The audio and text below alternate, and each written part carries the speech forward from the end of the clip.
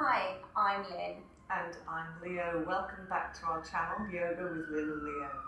And today we're going to be practicing Savangasana. So this is an inversion. So you will need to have a platform.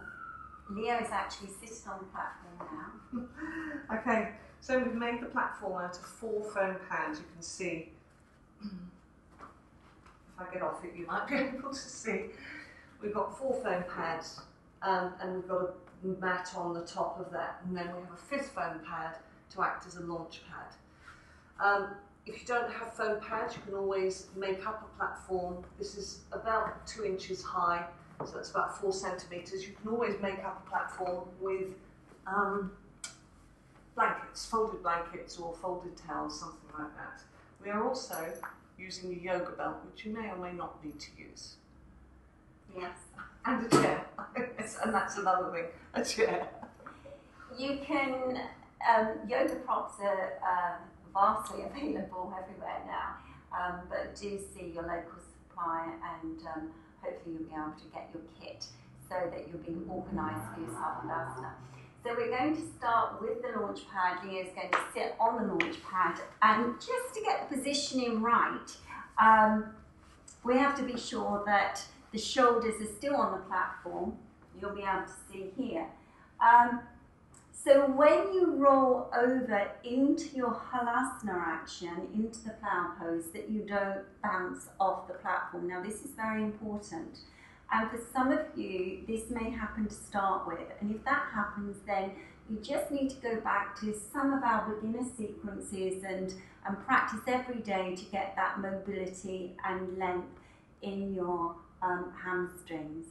So you can see Leo's just testing out to see where that chair is.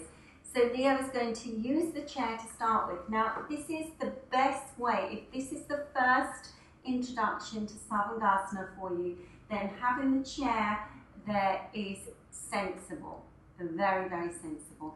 So can I just mention, sorry to interrupt, I was touching the chair just to get the distance of the chair away from my platform.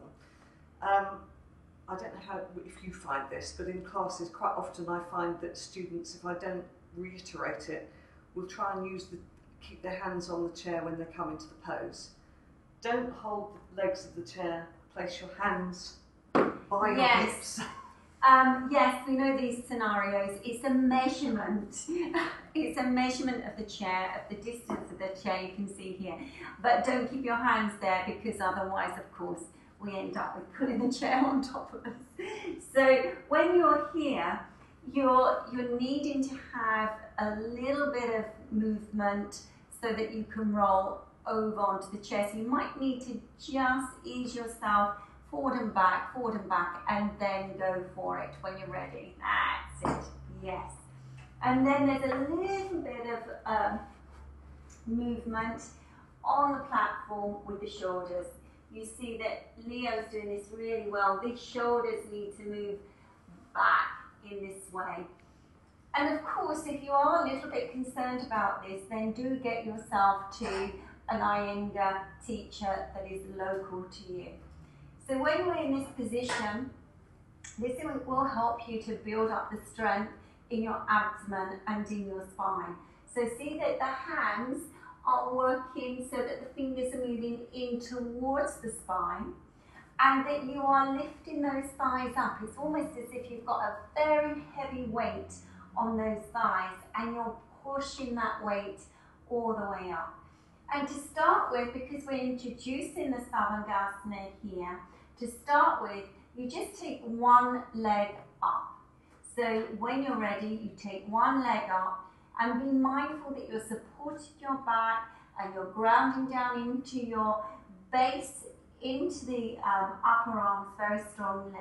And then release it down, and then go to the other side and just get a feel for your balance here.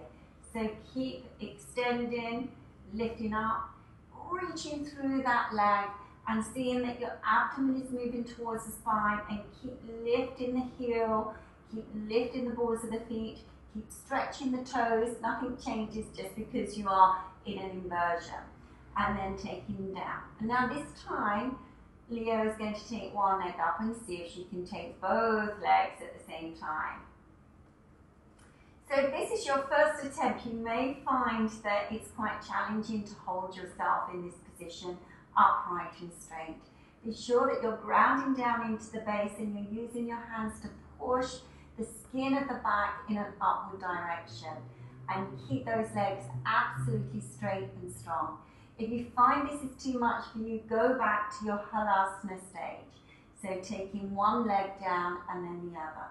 Those of you who are a little bit more flexible, you may be able to take the feet to the floor in this position and stretching in this position. And as long as there is, you can breathe well, then this is also the classic pose and a good one to do. But do practice and prime the body with the chair first and see how you get on. And to come down, you need to just one other thing, just a little prompt there from Leo. There's a belt here. If your arms spread out like that, then this is not going to support you because of the spread. So I'm just going to open this belt a little bit more so that it's not overly tight. And then you can have the belt. And the whole idea of the belt is to just push down with the top of the belt. Just imagine the belt is moving towards your platform. And then you can keep that support and keep the lift through the back body, the lift through the abdomen. And when you are coming out of the pose, then just take the belt off. Don't keep the belt on, because you will certainly find that it's a little bit like a straight jacket being on. And then slowly releasing yourself down.